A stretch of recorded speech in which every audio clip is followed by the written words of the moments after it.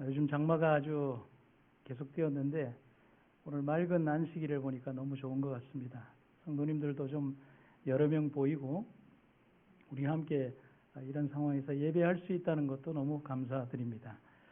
오늘 저는 고린도서에 있는 말씀을 가지고 내 은혜가 너에게 족하도다 하는 말씀을 가지고 함께 은혜를 나누도록 하겠습니다. 먼저 컬버스톤이라고 하는 서양의 신학자가 했던 말을 좀 볼까 합니다. 계속 기도하십시오. 그리고 하나님의 응답이 자신의 기도보다 더 지혜로움을 항상 하나님께 감사하십시오. 참 은혜로운 말씀 아닙니까? 한번 더 읽도록 하겠습니다. 계속 기도하시오. 그리고 하나님의 응답이 당신의 기도보다 더 지혜로움을 항상 하나님께 감사하십시오. 모든 그리스도인은 기도합니다. 심지어 그리스도인 아닌 사람도 기도합니다.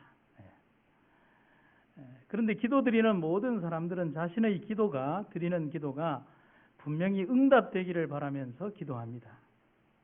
그리고 그 응답은 당연히 어떤 방법으로요? 어떤 결과로요? 당연히 내가 바라는 대로, 내가 생각한 대로, 또 내가 기도한 대로 응답되기를 간절히 바랍니다. 때로는 그 기도가 너무 이기적이거나 내 응답을 통해서 심지어 다른 사람들에게 피해를 준다 할지라도 기도를 하는 대상은 기도가 이기적 목적에서라도 응답되기를 바라는 마음으로 기도할 때가 있습니다. 아주 오래전 얘기인데요. 제가 학교에 다닐 때 그때 한 권투 선수가 드물게 세계 챔피언이 되었던 적이 있습니다.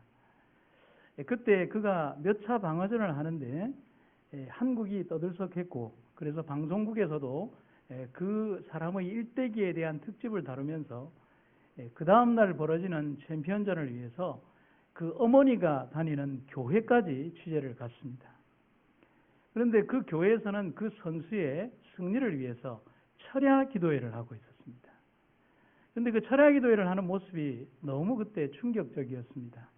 목사님이 앞에서 통성 기도를 하시고 성도님들은 수백 명의 성도님들은 앞에와 뒤에 이렇게 편말을 붙였는데 누구누구 선수 KO 승리, 뒤쪽에는 완전히 한 방으로 KO 이런 식으로 해서 상대 선수를 아주 그냥 이기기를 바라는 마음으로 그렇게 했습니다. 여러분, 이런 경쟁하는 어떤 경기의 구도에 있어서 바라는 마음이 우리만 그런 바람을 가지겠습니까? 그쪽에 있는 성도들과 사람들은 그런 바람을 가지지 않겠습니까? 하나님 거기에서 누구의 편을 들어주셔야 할까? 그때 상당히 궁금했습니다. 우리의 드리는 많은 기도들이 그런 이기적 목적에서 드려지는 기도들이 많다는 사실을 우리는 알고 있어야 합니다. 그런데 모든 사람들의 기도가 모두 다 그런 목적으로만 기도드리는 것은 아닙니다. 하지만 기도하는 사람들의 한결같은 바람은 응답입니다. 응답받는 기도입니다. 저 역시도 그렇습니다. 오늘 드린 기도, 또 어제 드린 기도, 또 앞으로 드릴 기도에서도 응답이라는 가장 중요한 선물을 받기 위하여 하나님께 간절히 기도합니다. 하지만 하나님의 응답 방식은 내가 생각하는 것이나 혹은 우리가 생각하는 것과는 상당히 많이 다르다는 사실에부터 우리는 기도의 첫 출발점이 잘못되어 있다는 사실을 깨달아야 합니다. 시편을 기록한 저자는 우리에게 의미 있는 글을 우리들에게 남겨주고 있습니다. 시편 55편 8절과 9절에 있는 말씀입니다. 이는 내 생각이 너희 생각과 다르며 내 길은 너희의 길과 다름이니라. 여호와의 말씀이니라. 이는 하늘이 땅보다 높음 같이 내 길은 너희의 길보다 높으며 내 생각은 너희의 생각보다 높음이니라. 연약한 인간 또 나약한 사람들은 당장에 보여주시는 하나님의 응답에 대해서 그냥 일희일비합니다. 비가 오면 슬프고 비가 그치면 기쁘고 당장에 돈이 좀 벌면 기쁘고 당장에 오늘 손실이 적어지면 슬픕니다. 오늘 홍해를 건너면 기쁘고 오늘 물이 없으면 당장 슬프고 하나님이 메추라기를 줘서 고기를 먹으면 기쁘고 메추라기 때문에 죽으면 슬픕니다. 그게 우리들의 삶이죠. 그것이 우리가 보기에 안 좋으면 거절이고 우리가 보기에 좋으면 하나님의 응답이라고 생각을 합니다. 그러나 분명한 답을 성경에서 한번 찾아보면 하나님은 우리에게 응답하시는데 더 좋은 것으로 응답해 주시기를 원하신다는 사실입니다. 이는 하나님이 우리를 위하여 더 좋은 것을 예비하셨다. 우리가 생각하는 것보다 훨씬 더 좋은 것, 우리가 상상할 수 없는 더 나은 것을 하나님이 우리를 위하여 예비하셨다는 것이 성경에서 하시는 하나님의 약속이라는 사실입니다. 여러분, 우리는 설교의 마지막에 있는 주제를 가지고 와서 먼저 말씀을 드린다면 하나님은 우리의 삶에 대하여 분명히 응답하신다는 사실입니다. 그러나 그 응답은 우리에게 가장 좋은 것을 주시기 위해서 때로는 지금이 아니기 때문에 하나님께서 연기시키시기도 하시고 우리의 판단이 잘못되었기 때문에 다르게 선택하도록 막기도 하시고 원수들의 공격으로부터 우리를 보호하시기 위해서 덮어버리기도 하십니다. 그리고 더 좋은 것을 선택하도록 하시기 위해서 지금은 참으라고 그 고통을 허락하시거나 주시기도 하신다는 사실이죠. 그러나 시간과 공간의 한계성, 또 오늘이라는 한계성 속에 살아가는 우리들은 내일을 볼 수 없고 그 다음에 장면을 볼 수 없고 이 다음에 펼쳐질 결과들을 볼 수 없기 때문에 당장 내게 주어진 어떤 한 결과만을 보고 그것이 최종적인 결과라고 생각하고 슬픕니다. 고통스럽습니다. 하나님 저에게 왜 이러십니까? 라고 항변한다는 사실입니다. 이 모든 것이 하나님의 응답 속에 함께 있음을 우리가 알 수 있다면 우리는 단 하루도 기도를 응답받지 못하는 날이 없을 것이라는 사실입니다. 여러분, 기도에 대한 이야기를 한다면 여러 번 제가 설교 가운데 등장했던 사람, 아마 많은 목사님들의 설교 가운데 등장했던 사람 가운데 조지 뮬러를 빼고 아마 기도에 대해서 얘기할 수 있는 사람이 없을 것입니다. 5만 번이나 기도 응답 받았다는 조지 뮬러를 빼고 어떻게 기도 응답에 대해서 얘기를 할 수 있겠습니까? 이 고아원의 창시자 조지 뮬러는 많은 고아들의 필요품을 여러 사람들로부터 도움을 받았습니다. 여러분, 제가 100년도 더 된 사진 한 장을 보여드리면 이게 바로 조지 뮬러가 운영했던 실제 고아원 원생들의 사진입니다. 정말 많은 아이들이 있었죠. 그때는 정부의 지원이나 이런 것들도 없었습니다. 오직 독지가들과 하나님의 도우심이 아니면 이 많은 아이들을 입히고 먹이고 교육시킬 수가 없었습니다. 그런데 그 많은 독지가들 가운데 스코틀랜드인 사람 가운데에서 부자인 한 사람이 그가 평생 동안 이 고아원을 위해서 정말 끊이지 않고 이 조지 뮬러의 브리스톨 고아원을 도왔습니다. 그런데 이 사람에게는 정말 선한 사업을 많이 했지만 그에게 평생의 기도의 제목이 하나 있었는데 자신의 아들이 한 명 있었는데 하나님을 믿지 않았기 때문에 그의 간절한 소원은 자신의 아들이 하나님을 믿어서 구원 얻게 하는 것이 바로 그 아버지의 마지막 기도의 제목이었습니다.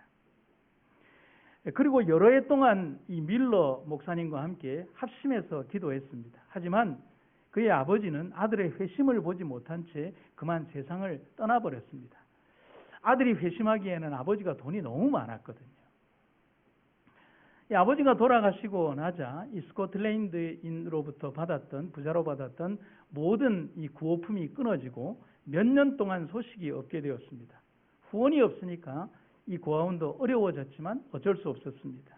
그런데 세월이 여러 해가 지난 다음 어느 날 갑자기 그 후원자의 아들이 밀러의 고아원을 찾아온 것입니다.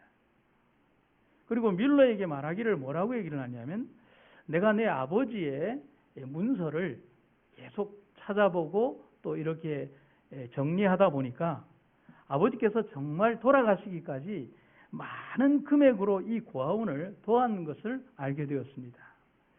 그때 저는 혼자 생각했습니다. 아버지께서 내가 만일 그 고아원을 찾아가서 아버지처럼 돕는다면 좋아하시겠지. 아마 이 아들도 이제 나이가 들면서 철이 든 것 같습니다. 그런데 나도 그렇다면 돕기로 하자 하는 마음이 생겼습니다. 그런데 돕고자 하는데 돈뿐만 아니라 제가 어린 소년, 소녀들을 위해서 봉사까지 하고 싶은데 저를 받아주시겠습니까? 그의 이러한 호의를 밀러와 고아원에서는 감사히 받기로 하고 그 이후에 그는 시간만 되면 그 고아원에서 봉사하게 되었습니다. 여러분, 사람이 어떤 환경에 젖어들고 감화를 받으면 그가 믿음을 받아들이는 것은 시간 문제라고 할 수 있지 않겠습니까? 그 고아원의 분위기와 밀러 목사님에게 감동을 받은 그는 몇 년이 있지 않아서 자기의 마음속에 단순히 봉사로 출발한 그 환경에서 하나님을 믿게 되었습니다. 그리고 그가 침례를 받고 난 다음에 그의 신앙을 간증할 때에 자기가 이런 신앙 간증을 한 고백을 했을 때 이제 그 동료들이 이런 이제 말하자면 환영사를 하는데 거기에 있는 직원 하나가 참 재미있는 말을 했습니다. 그게 뮬러의 회고록에 나오는데 이렇게 기록이 되어 있습니다. 우리는 조금도 이상하거나 안 될 일이라고 생각하지 않았어요. 왜냐하면 이미 38년 동안이나 뮬러 씨가 하루도 쉬지 않고 당신의 회심을 위해 기도를 했으니까요. 여러분, 뮬러의 기도는 38년 전으로 거슬러 간다고 하면 응답받지 못한 기도입니다. 여러분, 맞습니까? 그리고 그의 친구 3명을 위해서 드렸던 뮬러의 52년간의 기도도 그는 52년 동안 응답을 받지 못했습니다. 맞습니까? 아니요. 틀렸습니다. 우리의 생각은 38년이라는 시간을 기도의 응답이나 지체로 알고 있지만 하나님의 시간 속에서는 38년과 52년은 시간이 아니죠. 가장 적절한 그리고 가장 아름다운 가장 좋은 기도의 응답의 시간을 하나님이 보셨다는 사실입니다. 하지만 결국 그 기도는 응답이 되었습니다. 그래서 가장 아름다운 기도의 응답을 위하여 그것을 위해 하나님은 조지 뮬러와 그 아들과 그 직원들 그리고 모두들을 위하여 38년을 기다리게 하신 것입니다. 오늘 우리는 우리에게 분명히 응답하시는 하나님을 경험하게 될 것입니다. 오늘 여러분들이 드리는 그 기도가 하나님의 뜻 안에서 분명히 이루어진다는 사실을 여러분과 제가 잊지 마시기를 간절히 바랍니다. 첫 번째 우리가 생각해 볼 수 있는 기도는 우리의 기도 중에는 노로 응답되는 기도가 분명히 있다는 사실입니다. 고린도후서 12장 7절과 8절에 보면 바울의 글에 보면 이렇게 기록이 되어 있습니다. 여러 계시를 받은 것이 지극히 크므로 너무 자만하지 않게 하시려고 내 육체에 가시 곧 사탄의 사자를 주셨으니 이는 나를 쳐서 너무 자만하지 않게 하려 하심이라. 이것이 내게서 떠나가게 하기 위하여 내가 3번 죽게 간구하였더니.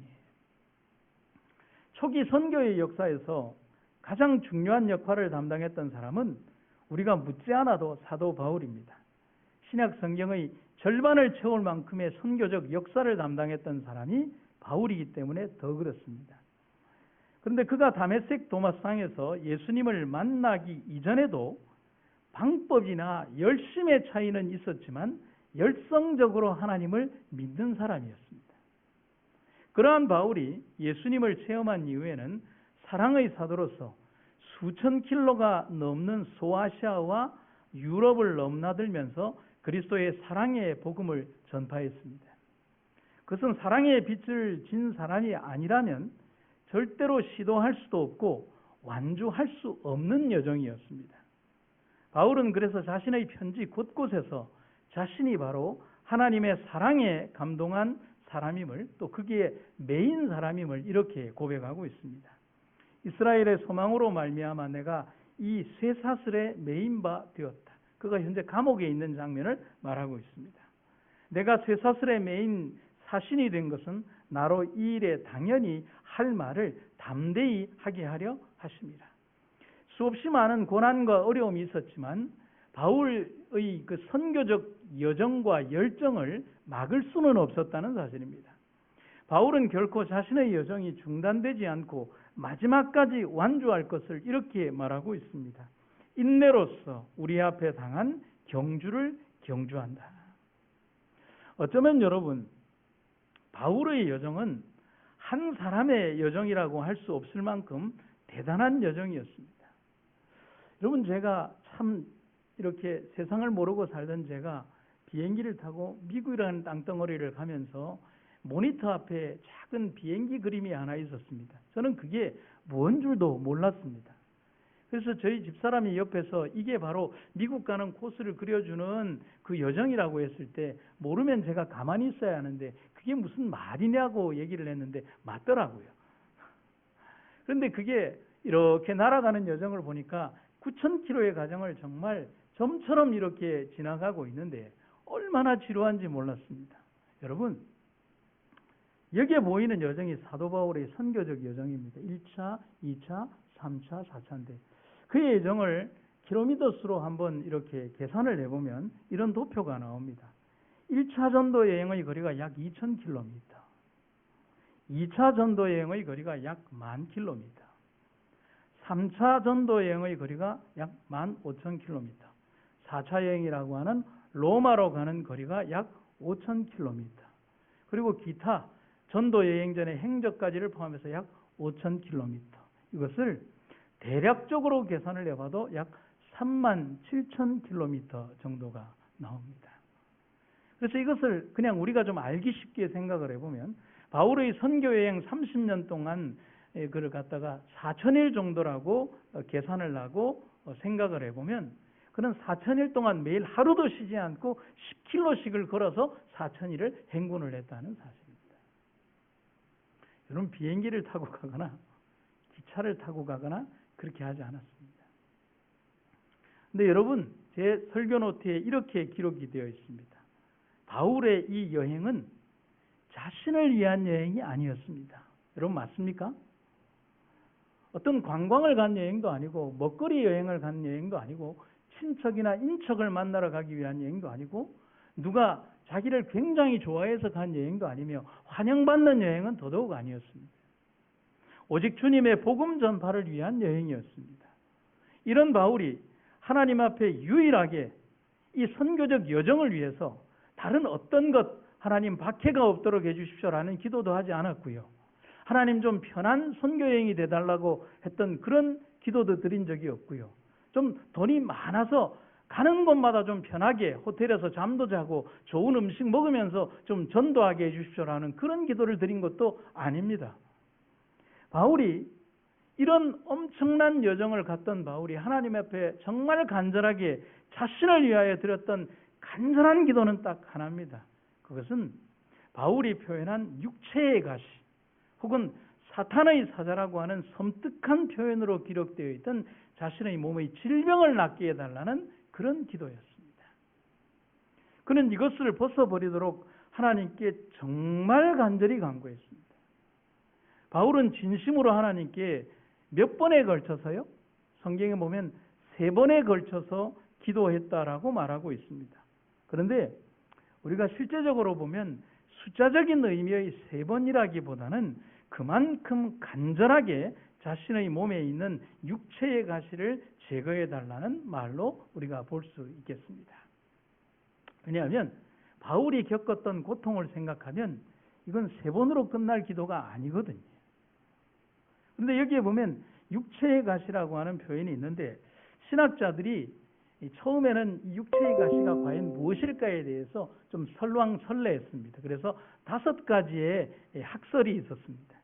첫 번째는 히스테리나 우울증일 것이다. 여러분, 이게 오면 머리가 아픕니까? 안 아픕니까? 아프죠. 두 번째는 편두통이 굉장히 심했을 것이다. 세 번째는 그에게 간질이 있었을 것이다. 네 번째는 그가 말라리아에 걸렸을 것이다. 그리고 5번째는 지독한 안질이 있었을 것이다. 그런데 우리가 일반적으로 아는 것처럼 이 바울이 알았던 것은 안질이 맞습니다. 그런데 이 육체의 가시를 원어적으로 보면 그리스어로 스콜롭스테사르키라고 합니다. 그런데 이것을 번역을 하면 육체의 가시가 꽂혀 있을 때의 아픔을 표현하는 말입니다. 그런데 이것을 직역을 하면 어떤 표현이냐면 그리스어를 직역을 하면 살을 찌른다라는 표현을 가지고 있습니다. 여러분, 이 조그만 가시가 여러분들의 그 손에 박히면 어떻습니까? 모든 신경이 어디에 가 있습니까? 여기에 가 있죠. 그런데 이 가시의 크기가 더 커지고 흉악하면 우리는 몸을 가눌 수 없을 정도로 그 고통에 어떻게 할 수 없습니다. 그런데 우리가 잘 알고 있죠. 사람 몸의 심장으로부터 먼 곳으로 난 상처는 우리의 목숨을 좌지우지할 수 없습니다. 그런데 우리의 심장으로부터 가까운 곳에 난 출혈이나 상처는 우리의 심장이나 우리를 굉장히 괴롭히고, 특별히 우리의 머리 쪽에 가까운 것은 우리를 극심한 고통 가운데 이렇게 빠지게 만듭니다. 그만큼 큰 고통이 있었음을 표현해 주는 말입니다. 그래서 바울은 자기의 고통이 얼마나 심했냐면 이 안질이 단순히 눈이 아픈 것이 아니라 그로 인하여 자기의 머릿속 전체를 하나의 날카로운 가시가 그냥 이렇게 찔러서 자기의 고통을 계속 괴롭혔다라고 고백을 하고 있습니다. 그래서 바울이 얼마나 고통이 심했냐면 그가 갈라디아 교인들에게 보낸 두 글에서 보면 자신의 고통을 이렇게 표현을 하고 있습니다. 너희가 할 수만 있었더라면 너희의 눈이라도 빼어서 나에게 주었으리라. 이 말을 다르게 표현하면 뭡니까? 내가 이 고통을 멈출 수 있다면 내가 뭐라도 빼고 싶다는 것입니까? 내 눈이라도 빼고 싶을 만큼 고통이 심하다는 사실입니다. 그리고 갈라디아서 6장 11절에 보면 내 손으로 너희에게 이렇게 큰 글자로 쓴 것을 보라. 안질의 결과로 잘 보지 못하는 바울은 눈이 굉장히 좋지 않았기 때문에 아주 큰 글자로 쓸 수밖에 없었다는 사실을 말해줍니다. 오늘날 대부분의 신학자들 뿐만이 아니라 엘렌 화이트의 증언에도 안질의 고통임을 지적하고 있습니다. 그런데 이렇게 극심한 고통을 알았던 바울이 복음 전파와 또 하나님의 선교 사업을 위해서 하나님 제 육체의 가시를 제해달라는 기도를 드렸습니다. 증언의 말씀을 한번 보시겠습니다. 바울은 육체적인 고통이 있었다. 그의 시력이 나쁜 것이었다. 그는 열렬한 기도로 고칠 수 있으리라고 생각했지만 주님이 가지신 목적은 따로 있었다. 저는 이 문장에 좀 충격을 받았습니다. 주님이 가지신 목적은 따로 있었다. 내 생각과 너희 생각은 뭐하다? 다르다. 그리고 그분은 바울에게 말씀하시기를 이 문제로 나에게 더 이상 말하지 말아라. 내 은혜가, 하나님의 은혜가 너 바울에게 족하도다고 하셨다. 눈의 고통은 단순한 고통으로 끝나지 않습니다. 극심한 두통과 아픔을 동반합니다. 우리들은 삶에서 그걸 잘 압니다. 하나님은 바울의 이 대단한 고통을 마지막 순간까지 고쳐주시지 않으셨습니다. 그리고 그 이유를 하나님이 아닌 바울 자신의 간증에서 우리는 들을 수가 있습니다. 고린도후서 12장 7절의 공동번역에 보면 하나님께서 자신의 그 육체의 가시를 고쳐주시지 않은 이유에 대해서 바울은 이렇게 간증합니다. 내가 굉장한 계시를 받았다 해서 잔뜩 교만해질까 봐 하나님께서 내 몸에 가시로 찌르는 것 같은 병을 안아주셨습니다. 그것은 사탄의 하수인으로서 나를 줄곧 괴롭혀 왔습니다. 그래서 나는 교만에 빠지지 않게 되었습니다. 여러분, 바울이 당했던 육체의 고통, 눈의 고통이 얼마나 심했으면 바울은 그 고통을 사탄의 사자라고 표현을 했겠습니까? 현대어 성경에도 아까 원문에 있는 말씀처럼 가시로 찌르는 고통이라고 쓰여 있습니다. 그런데 여러분, 응답이 되지 않았습니다. 우리는 여기에서 바울이 고린도후서 12장 7절에서 하나님께서 응답해 주시지 않은 그 일에 대하여 간증하는 모습을 보면서 바울이 정말 하나님께 대하여 어떤 기도의 응답과 철학을 가지고 있는지에 대해서 우리는 분명히 알고 넘어가야 합니다. 바울은 하나님께 거절당한 기도에 좌절하지 않고 하나님께서 말씀하신 그 노라는 대답 속에 들어있는 하나님의 뜻을 발견할 줄 알았다는 사실입니다. 그래서 오늘의 바울이 탄생할 수 있었던 이유가 바울의 고통 속에서 자신이 아무것도 아님을 시시각각 발견케 만들어 주었던 육체의 가시 때문임을 우리는 기억해야 한다는 사실입니다. 재미있는 농담처럼 하나님께서 내게 지금의 제게 더 많은 재능을 주셨다면이라고 하는 그런 욕심 어린 기도를 제가 드릴 때 있습니다. 하나님, 제가 좀 덜 가진 것을 하나님 제게 주셨다면, 하나님 저도 저런 재능과 달란트가 있었다면, 나도 저 목사님처럼 저런 재능이 있었다면, 조금 더 많이 가졌다면, 여러분들 삶에도 그런 게 있지 않습니까? 내가 가지지 못한 더 많은 것들에 대한 욕심을 가지고 하나님께 기도드렸던 내용들이 있지 않습니까? 뭐 재밌는 농담으로 그렇게 합니다. 제 키가 조금만 한 15cm만 더 컸다면 뭐 그런. 여러분, 삶 속에서 하나님께서 내게 주시지 않았던 모든 삶의 여정과 결과들이 오히려 나를 다스리고 나를 겸손케 하시기 위한 하나님의 또 다른 뜻이 있다는 사실을 바울은 자신의 육체의 가시를 통하여 깨달았고, 그것을 우리들에게 교훈으로 알려주고 있는 것입니다. 여러분, 우리는 기도했습니다. 그리고 우리도 기도했습니다.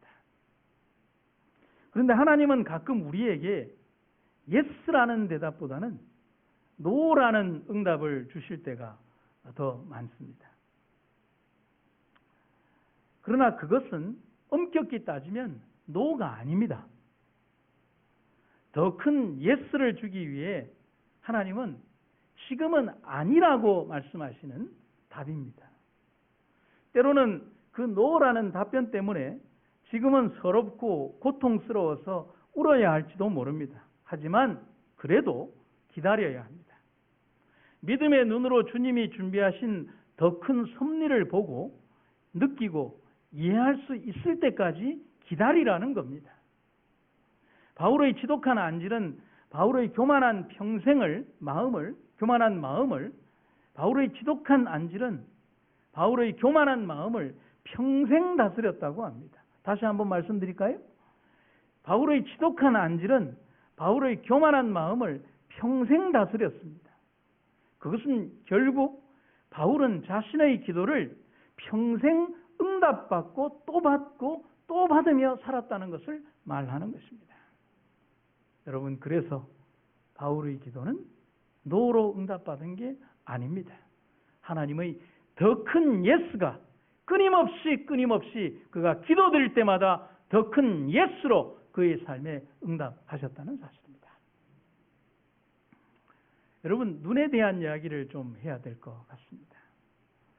사람의 눈은 볼 수 있어서 참 좋기는 한데, 이 눈으로 보는 것을 통해서 모든 사물들을 미리 판단해 버리는 경향이 있습니다. 여러분, 그리스도인들은 관상 봅니까? 안 봅니까? 예? 봐야 합니까? 안 봐야 합니까? 예. 그런데 봅니다. 어떤 사람이 오면 인상이 참 좋고 나쁘고를 떠나서 우리들은 때로 그 사람의 믿음마저도 어떨 것이다라고 판단해 버립니다. 그 사람의 살아가는 아주 삶의 피상적인 조각의 한 단면을 보고 그 사람의 믿음이 어떻다라고 얘기를 해버립니다. 그 사람이 먹는 식사의 한 부분만을 보고 그 사람의 믿음 전체를 구원과 결부지어서 얘기해 버리기도 합니다. 그럴 바에는 차라리 못 보는 것이 낫습니다. 제가 예전에 드렸던 말 가운데 이런 말씀이 있죠. 들판에 풀을 베는 농부는 들판의 끝을 먼저 바라보지 않는다. 언제 다 뵐지도 모르는 먼 들판 끝을 바라보고 미리부터 포기하지 말라는 겁니다. 지금 바로 내 앞의 현실과 과업에 성실하다 보면 절망적으로 보였던 것도 결국은 도착할 수 있는 목표라는 사실을 결국은 알게 된다는 것입니다. 여러분, 잘 볼 수 있다는 것이 모든 것을 유리하게 만들어주는 것이 아님을 우리는 인생에서 배워야 합니다. 그래서 제가 아침에 이런 생각을 했어요. 인간은 눈으로 보고 먼저 계산합니다. 누구 없이요? 하나님 없이요. 자기 생각에 할만하면 하나님 없어도 됩니다. 근데 하다 보니 안 되니까 하나님 부릅니다. 그게 어디에 나오는 얘기냐면 아이성 공략에 나오는 겁니다. 내 보기에 만만합니다.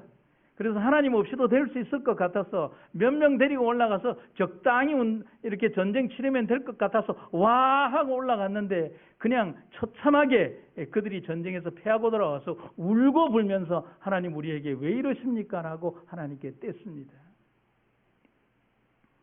그런 다음에 자기 혼자 실컷 계산하고 측정하고 생각한 다음에 또 미리 실망해 버립니다. 그리고는 원망합니다. 누구를요? 하나님을 원망합니다. 여러분, 블레셋과의 싸움에서 거대한 골리앗 장군을 대하는 두 부류의 사람이 있습니다.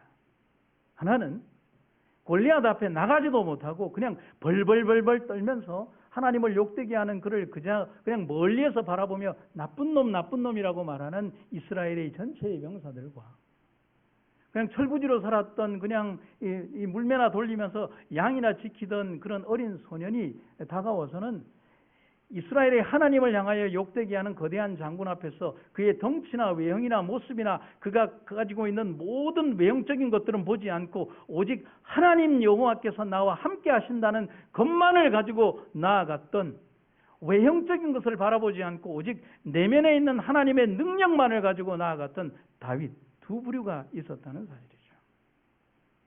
그런데 첫 번째 부류의 이스라엘 백성들은 자기들 혼자 생각하고 측량하고 평가하고 판단하고 전술하고 그런 다음에 싸워보지도 않고 뭐합니까? 안 된다라고 심지어 이 모든 창세의 역사에서 불가지론 학자들이 이렇게 연구해 보니까 세상의 원리를 알 수 없다라고 결론지은 불가지론 학자들처럼 말입니다. 여러분, 바울은 잘 보이지 않았습니다. 곧 거리를 가늠할 수 없었습니다. 지독한 이 안질 때문에 말입니다. 그러니 그는 산술적으로 계산할 수도 없었습니다. 가까운 글씨도 잘 보이지 않았으니까요. 그러니 바울은 자신이 얼마만큼 먼 거리를 가야 할지 눈으로 가늠하고 두려워할 필요가 없었습니다. 또한 바울은 잘 보이지 않으니까 자신을 대적하는 적과 반대파들의 인상과 험상궂은 모습을 미리 보고 낙담할 필요도 없었습니다. 바울이 보았던 것, 바울이 선명하게 기억했던 것은 오직 하나, 그냥 자신이 과거에 보았던 밝은 빛 속에서 보았던 그 예수님의 형상만을 기억하고 갈 뿐이었습니다. 시각이 주는 두려움과 불안함, 그리고 불리한 상황을 볼 수 없으니 걱정할 필요가 없었습니다. 그리고 바울은 그 누구도 해낼 수 없었던 그 여행을 로마에서 마감하면서 자신의 머리 위로 날아오는 사형도구 앞에서도 두렵지 않을 눈먼 자의 모습으로 순교할 수 있었다는 사실입니다. 여러분, 우리의 기도에도 참으로 많은 기다림과 인내가 필요함을 기억하시기를 간절히 바랍니다. 기도는 하나님의 뜻을 알아가는 과정이지 내 뜻을 하나님께 관철시키는 설득의 과정이 아님을 기억을 해야 합니다. 그래서 하나님께서 우리 삶에 노라고 대답하실 때 그것도 분명히 우리를 일깨우시는 하나님의 응답임을 여러분과 제가 기억하시기를 간절히 바랍니다. 바울은 로마서 12장 9절에서 이렇게 결론적으로 얘기를 합니다. 내 은혜가 네게 족하도다. 내게 이르시기를 내 은혜가 너에게 족하도다. 이는 내 능력이 약한 데서 온전하여짐이라 하신지라. 이러므로 도리어 크게 기뻐함으로 나의 여러 약한 것들에 대하여 자랑하리니 이는 그리스도의 능력으로 내게 머물게 하려 함이라. 바울의 기도는 거절되었고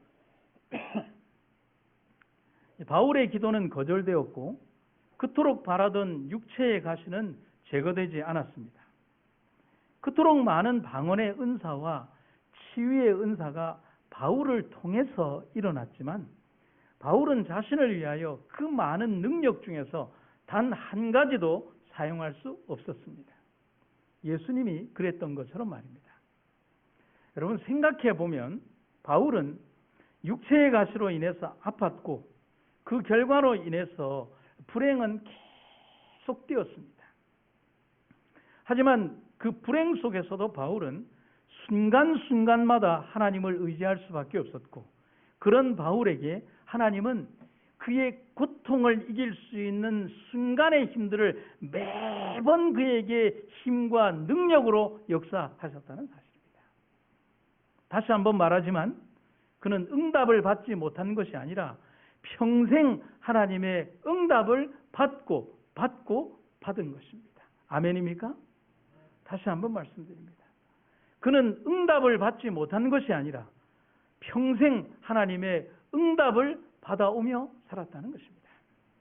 그래서 바울은 고통과 평생을 동거했지만 고통에 지배당한 것이 아니라 고통을 통하여 하나님에게 더 가까이 가는 방법을 배웠다는 사실입니다.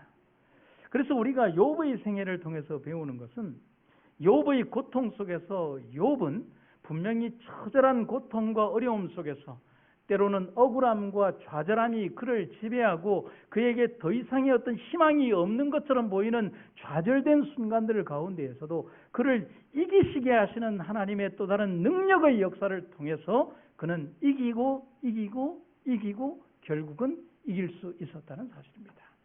오늘 우리 삶에 필요한 기도의 응답이 저는 그것이라고 생각을 합니다. 근데 여러분, 고린도서 12장 9절 아까 읽었던 성경절에 보면 내 은혜가, 하나님 은혜가 너에게 족하다라는 표현이 있습니다. 여러분, 족하다는 표현의 뜻이 뭡니까? 예, 장로님 대답이 정확합니다. 그래서 제가 원어적인 뜻도 있지만은 영어 성경에 있는 단어를 찾아보니까 sufficient, 이 단어의 뜻이 뭐냐면 뭐하다고요? 충분하다는 겁니다.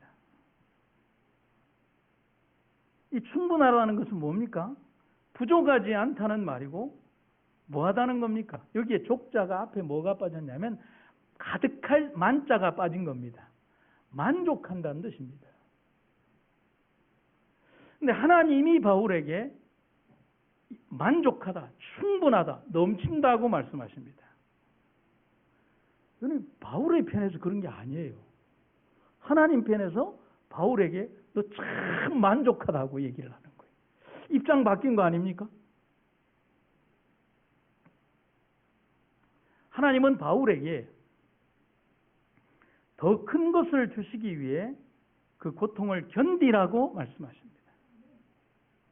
그렇기에 이 족함은 바울이 원해서 받은 것이 아니라 하나님이 바울에게 선언하시는 만족함입니다. 그리고 바울은 그 테두리 안에서 정말 행복할 수 있었습니다. 그렇기에 연약한 자신의 육신의 그리스도의 능력이 30년 동안을 떠나지 않았음을 고백하고 있는 것입니다. 여러분, 오늘 우리에게도 조금만 더라고 말하지만 채워지지 않는 욕심, 열망, 기대를 위하여 우리는 얼마나 많이 기도하고 있습니까? 채워진다면 감사할 일입니다. 채워주신다면 참 감사할 일입니다. 그러나 채워지지 않았다고 원망해서는 안 됩니다. 우리가 주님 안에서 살기로 했다는 사실은 그 결과마저도 주님께 드린다는 것을 말하지 않습니다. 주신 것도 여호와요, 취하실 것도 여호와인데 가져가시면 서운합니다라고 하는 게 우리의 기도가 되어서는 안 된다는 것입니다.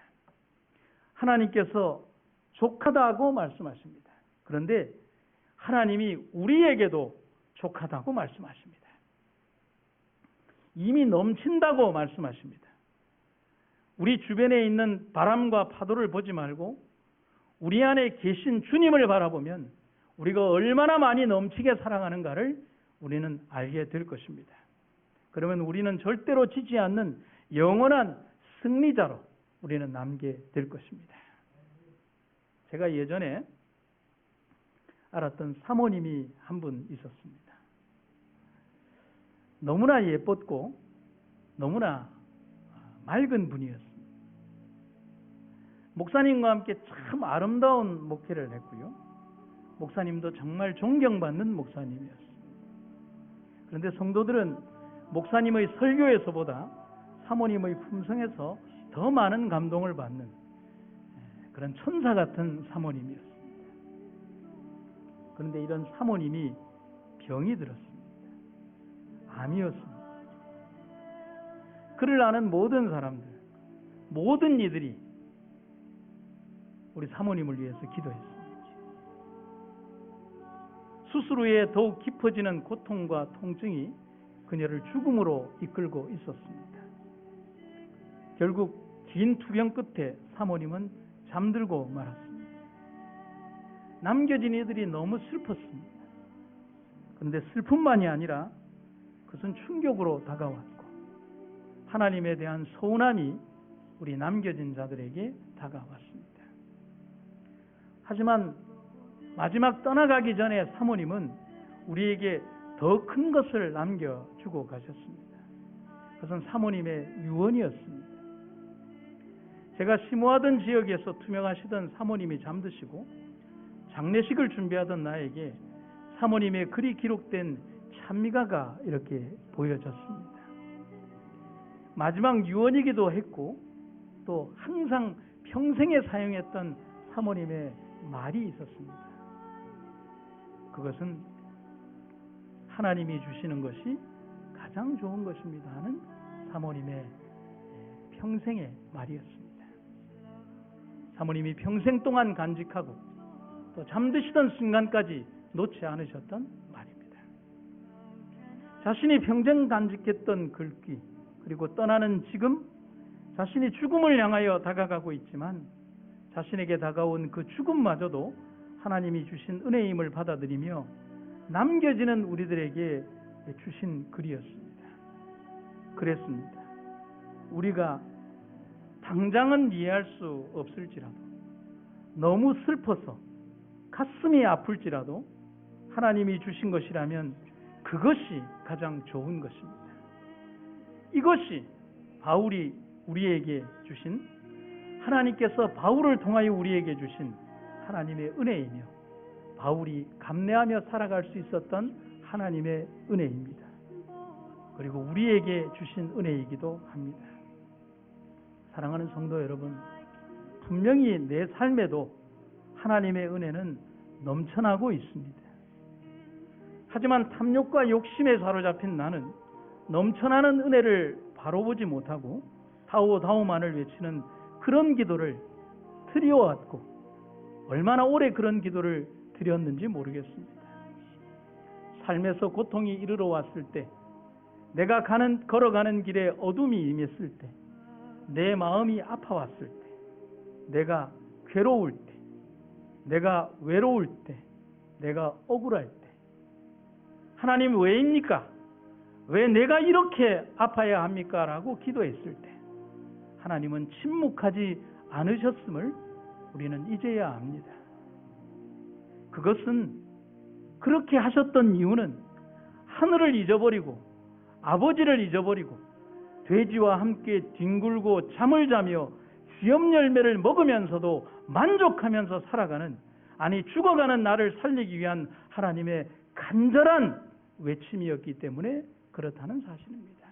그분의 또 다른 응답이었습니다. 우리는 이제 고백할 수 있습니다. 하나님, 내 은혜가 족합니다. 하나님, 내 은혜가 넘칩니다. 하나님, 그래서 오늘 주님께 너무 감사드립니다. 말씀을 마치겠습니다.